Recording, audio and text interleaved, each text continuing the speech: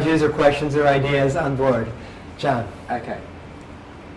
As most of you know, and those who don't, my business is in technology. Your business in technology. I'm repeating so the camera can hear as well. Sorry. That's right. And my major problem is getting the people who listen to me and agree with what I've told them, certainly on the surface, to spur them into action, because it requires them to do something other than what they've been used to doing perhaps all of their working lives. Now, I can present the material, the whole concept, in 12 seconds. So it's not a burden on them in terms of time or attention. So my question to you is, how do we change that compliance and acquiescence at the time into positive action afterwards? Come up here, John. Let's find out what you're talking about. I do my best teaching in an interactive way. So you have all kinds of things in your hands, I see. Yeah. All right. What I'd like to do, with your permission, is to do a presentation as if you were the engineering audience, and then see where it takes you and why it doesn't take you where I want Can you to you go. give a Reader's Digest version? Yes, absolutely. 12 seconds. 12 seconds. I might ask you to do it even shorter and longer after that, okay? 12 seconds is a good start. So Okay. You are an owner of mechanical systems of some sort, right? We all are. Yes, yes. We all are that. Can we hear? Everybody hear clearly? Good. So what we're going to be looking for, everyone, in this is how we are inspired to action from these 12 seconds. And then what we're going to do is give John feedback as to how in the presentation you might be more engaging and create the result that you want. You open for that? Okay. You're on. 12 seconds. My business is to change that to that in your mechanical systems. They are the wear rates that you're suffering from at the moment. They are the wear rates you could be enjoying by this time tomorrow. Which would you prefer? Okay. So obviously, a lot of us are a little bit in an enigmatic moment here, wondering what are you talking about? I think I know because you presented that to our group before. So, for the purpose of our knowing that we're on the same page as you, that was a description of what? Differential wear rates in gearboxes with and without our technology. Right. And I watched the eyes, and of course this lady's eyes went as I had hoped they would. Good. Good.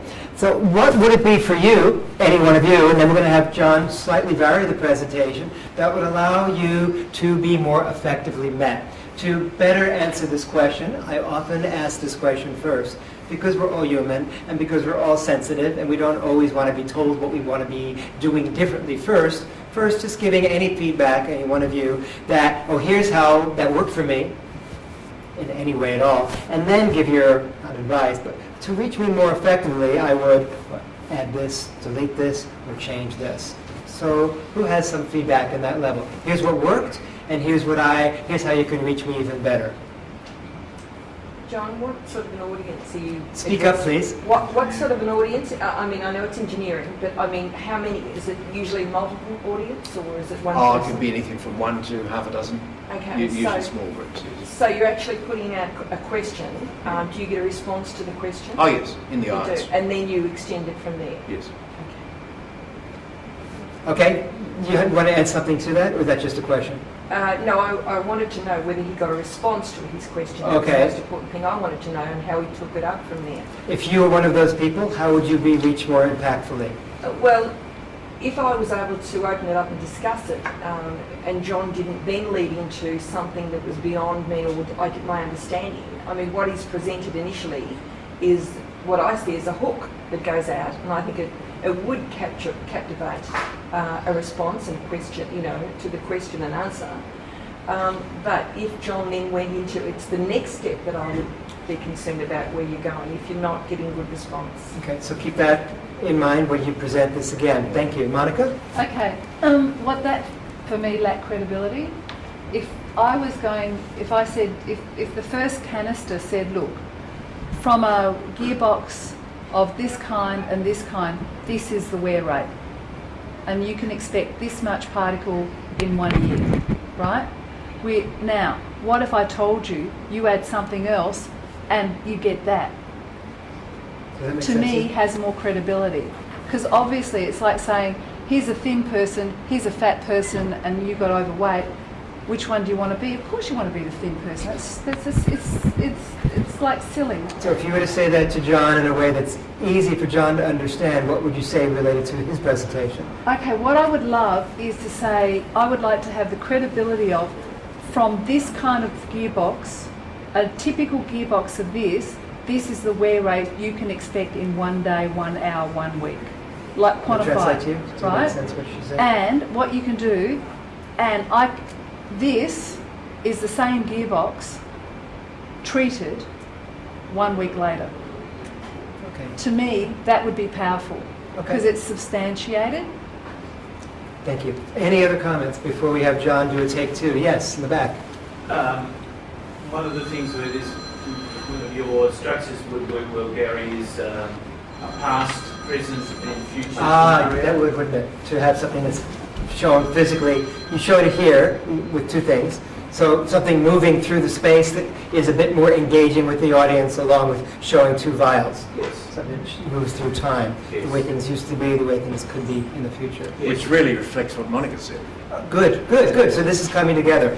Now I feel like we have enough readiness on your part to do a take two, taking the comments of all three people that have given you, well, here's how you could reach me more impactfully. Let's see how you go. Ready? Starting fresh. It's always the first moment. In any presentation you're given, even if you've done it 1,000 times, it's always the first moment. Ready? Go. Your gearbox yesterday was losing that much precious metal through wear. Your gearbox tomorrow could be losing that little much through wear. Which would you prefer? So, we saw a Much shift. better, I felt much moved by better. that. Yeah, much better. What touched you? What did you see using the principles that I've been showing you today that John did practice? That was an immediate shift. Comments from you? I noticed the second time through that he was more engaging because he was far more animated. It wasn't like he was speaking from a script. You were far more animated the second time, as though you weren't speaking from a script. Yeah. Yes, I felt that too. You stepped forward and it became a little bit more personal. You stepped forward and became more personal. As I step forward towards my audience and am more personal, my audience feels more engaging towards me. I thought it was more true. And you felt it was more true. Speak about that. Now, if we look at the P formula, PEA, P being the principle, related to that point, I felt it was more true. What would be the example of what was more true, appealing to either what you saw, felt, or heard? What was more true?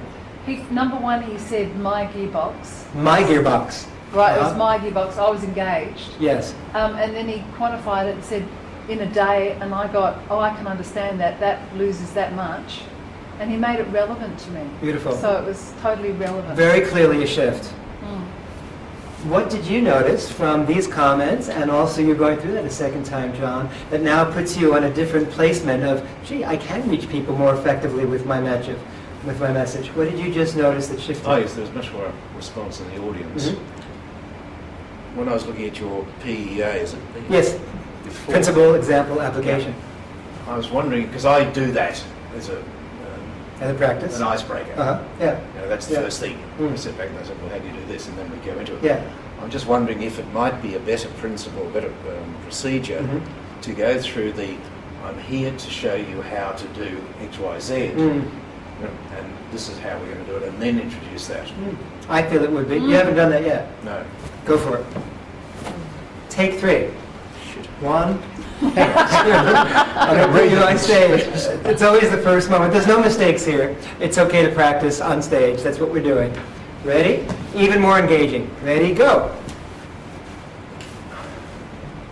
We're here today to discover how you can save money, protect yourselves and your equipment with a new technology.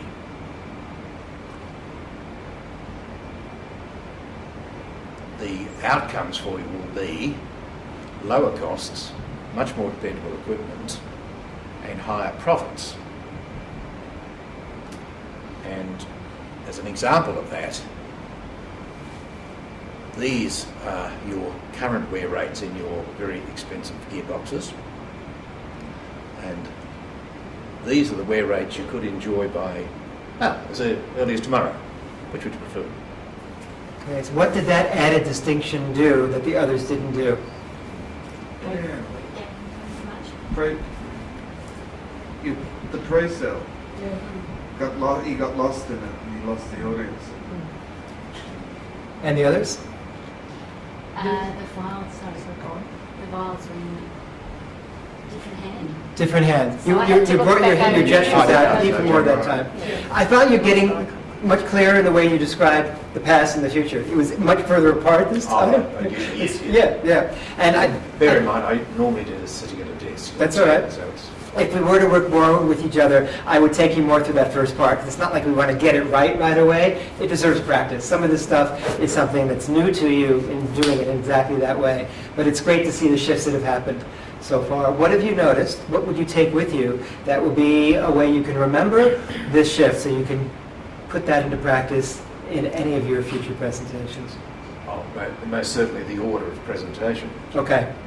Okay, and we can work with you more about that pre-sale and the way that you introduce to the audience, because I feel like that part is the place that we are most vulnerable and want to feel invited to connect with you. And that's why that is so effective. Yes. It's meant that you may lack other things. That's okay. There's always the next step to get even more comfortable with your presentation. I really appreciate your standing up in front of everyone and putting your practice into a place and making it more perfect and effective. Which still doesn't touch on the fundamental question that I asked at the beginning.